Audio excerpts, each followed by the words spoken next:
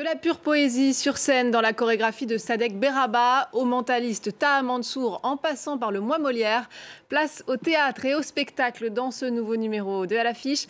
Bienvenue à tous et bonjour à vous Sonia Patricelli. Bonjour Louise. Donc vous nous présentez votre sélection des meilleurs spectacles du moment. On va commencer avec de la danse, Murmuration de Sadek Berraba. C'est en ce moment au théâtre 13e art à Paris. Oui, alors vous avez peut-être déjà vu une de ses chorégraphies, non, de Sadek Berraba? Oui, on entend pas mal parler de lui, faut dire.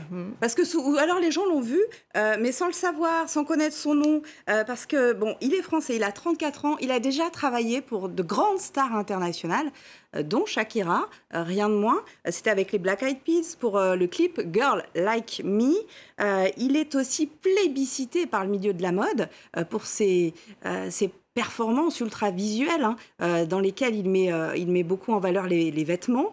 Et puis, il a orchestré la passation entre les Jeux Olympiques de Tokyo 2020 et Paris 2024 avec une chorégraphie qui met les athlètes handisport, sportifs et le danseur. Vous le voyez là, il est à l'image.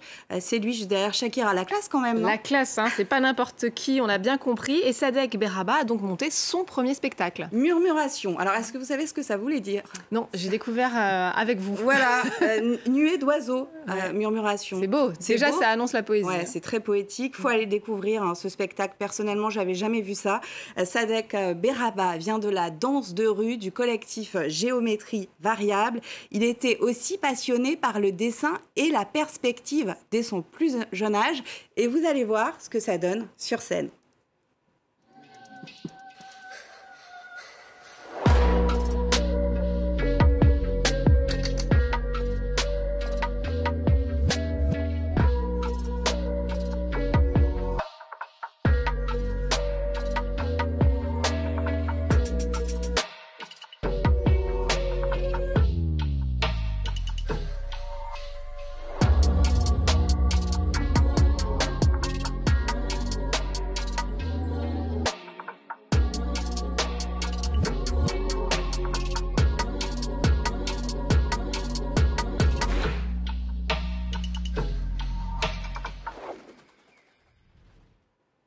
Voilà, il suffit de compter 40 danseurs, ça fait 80 bras. Oui, incroyable cette précision des bras là. Non mais c'est moi je ne sais pas faire, j'y arrive pas. Ils enchaînent les mouvements comme des dominos.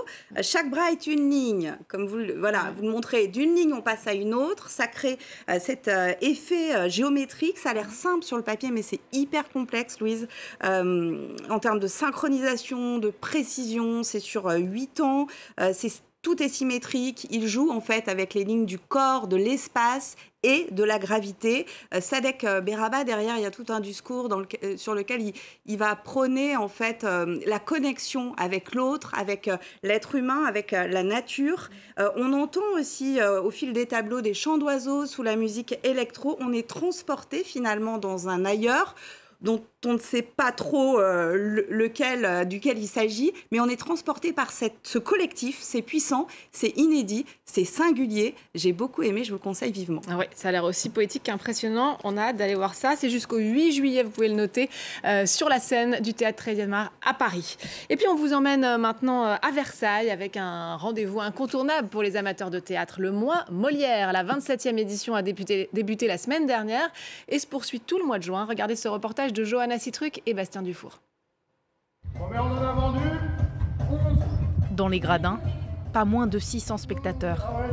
Si Versailles célèbre Molière chaque année en juin, la ville fait aussi la part belle aux créations. Pour cette 27e édition du festival, c'est la pièce Braconnier qui est jouée en ouverture. Elle nous emmène en Afrique subsaharienne. La peau épaisse, rugueuse. Elle s'appelle Princesse, c'est le nom du rhinocéros tué par 2 braconniers. Un meurtre qui va déclencher la colère de son propriétaire. Cette histoire de vengeance, elle est signée Éric Bouvron, un habitué du Moi Molière. C'est d'un grand professionnalisme, le festival, entre la technique jusque les spectacles, même jusque l'accueil. Ça maintient le niveau. Le plus dur, ce n'est pas de toujours être plus grand. Je pense que c'est dangereux de vouloir être trop grand. C'est de juste être toujours au rendez-vous. Un rendez-vous au cours duquel plus d'20 de pièces seront jouées ici, dans la cour de la grande écurie du château de Versailles. On est des habitués, on vient tous les ans. Hein. Et c'est vrai que le cadre est magique. On est conscient qu'on a une chance de dingue. On aime beaucoup ce lieu, on a vraiment beaucoup de chance d'avoir ça à Versailles.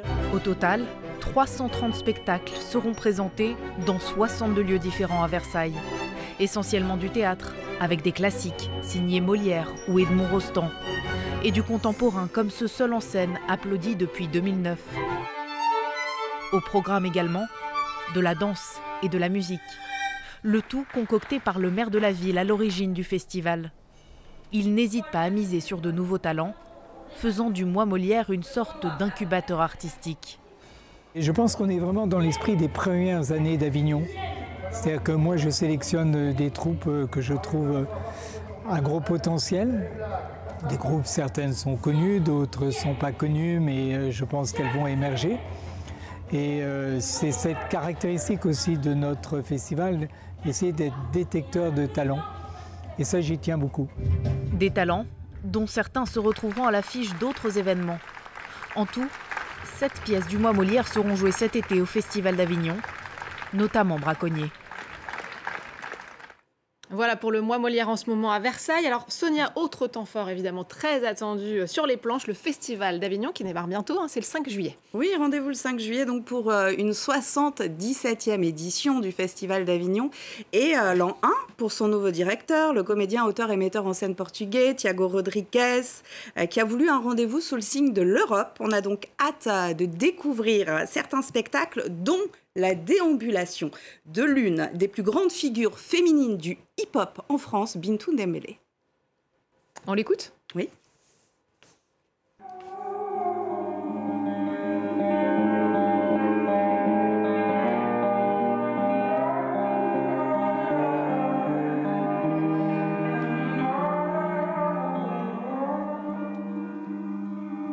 C'est une immersion de 3 heures dans mon univers artistique qui met en tension les street cultures et le fait colonial. Et donc à travers la relation danse, musique, voix et la lumière, je détourne l'opéra-ballet Les Ânes Galantes que j'ai présenté à l'Opéra Bastille en 2019. Mais ici, ce sera à l'Opéra d'Avignon où j'invite le tout le monde à se célébrer à travers différents modes, le mode baroque, concert, dance floor, muséal, avec le désir, j'espère, que vous puissiez nous rejoindre et danser avec nous à la fin. Voilà, Groove de Bintou Dembélé qui sera présenté à Avignon après être passé par l'Opéra de Lille. Voilà, on a hâte de découvrir ce nouveau spectacle. De son côté, une autre Française, Julie Deliquet, va ouvrir le festival avec l'adaptation de Welfare de Frédéric Wiseman, film de 1973. C'est une journée particulière qui nous attend dans la vie des sans-abri, des apatrides, des travailleurs, des mères célibataires et des démunis qui vont se succéder au guichet d'un centre d'aide sociale improvisé dans la cour d'honneur du Palais des Papes. J'ai repéré aussi Le Jardin des Délices, pièce de Philippe Ken entre science-fiction et écologique, nous dit-on, et western contemporain, réjouissante épopée dans les mondes à venir. Et puis, nouveauté du festival, 12 000 places supplémentaires par rapport à l'an dernier et une langue invitée, l'anglais.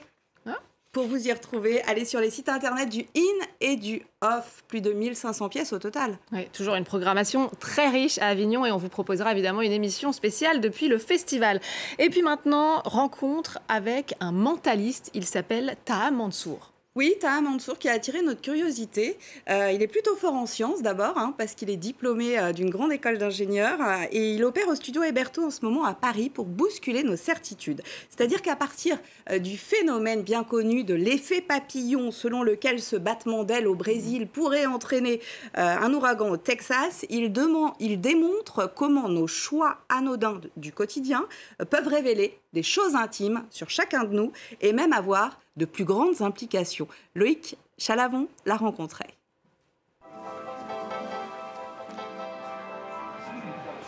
Je m'appelle Taha Mansour, j'ai 24 ans et je suis mentaliste. Je vous laisse sortir. Il y a quelque chose à l'intérieur pour vous. Vous pouvez le prendre? Alors attendez, je vous repose la question. Du coup, pensez-vous que tout ce voyage était totalement libre? Je pense, oui. Toujours? Le mot sur lequel vous étiez décidé, c'était quoi? Souris. Souris? Parfait, merci beaucoup, on l'applaudit bien fort. Merci infiniment, c'est bien, s'il te plaît. J'ai voulu écrire un spectacle qui nous questionne sur les actions du quotidien, nos choix que l'on peut faire, et à quel point elles peuvent vraiment nous connecter à d'autres individus autour de nous. Comment est-ce qu'on pourrait penser la même chose qu'une autre personne que l'on ne connaît pas? Comment est-ce qu'on pourrait deviner des choses sur une personne avec la moindre petite action? À quel point une action du quotidien peut avoir un impact bien plus grand que ce qu'on puisse imaginer. Ces choix paraissent complètement aléatoires, n'est-ce pas? Mais en réalité, tous ces choix ont été initialement causés par vous. Vous avez choisi 4 personnes dans la salle, qui ont ensuite défilé devant vous, et qui ont choisi une carte dans un paquet que vous aviez mélangé. Ensuite, vous vous êtes décidé sur le pire ou le meilleur. Plusieurs choix qui nous ont amené une tornade de décisions à un seul et unique résultat, Véro avec le 3 de carreau. Il y a un côté assez pédagogique aussi du spectacle, et surtout, je dirais qu'un mentaliste et un ingénieur, au fond, c'est la même chose. On a des problèmes qui semblent impossibles à résoudre, et ensuite on essaie de faire tout le trajet, toutes les choses, avec une boîte à outils pour les résoudre. Et c'est exactement ce que je fais en mentalisme. Donc Véro, hein, c'est ça? Et le 3 de carreau?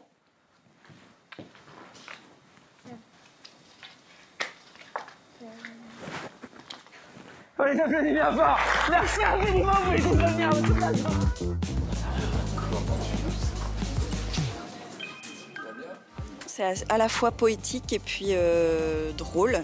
C'est très surprenant, très bluffant.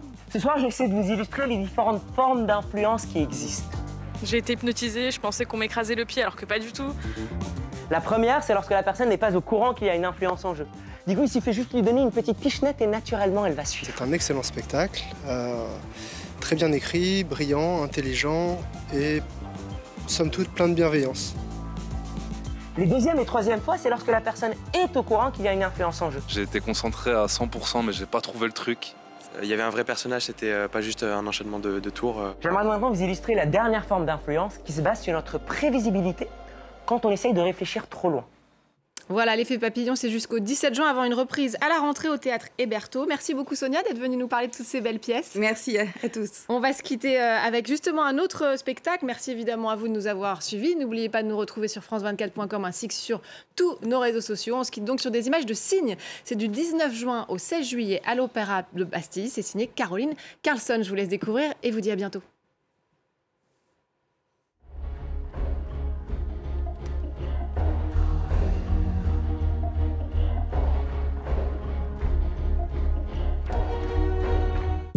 Hello la famille, je vous donne rendez-vous pour de nouveaux épisodes chaque semaine de Légendes urbaines. Au programme, des coups de cœur, des coups de gueule, des parcours de vie incroyables et surtout, la face cachée que l'on ne voit que trop peu souvent de ces artistes urbains mondiaux. En attendant, paix, amour, lumière sur vous, one love. Légendes urbaines, désormais sur France 24 et France24.com.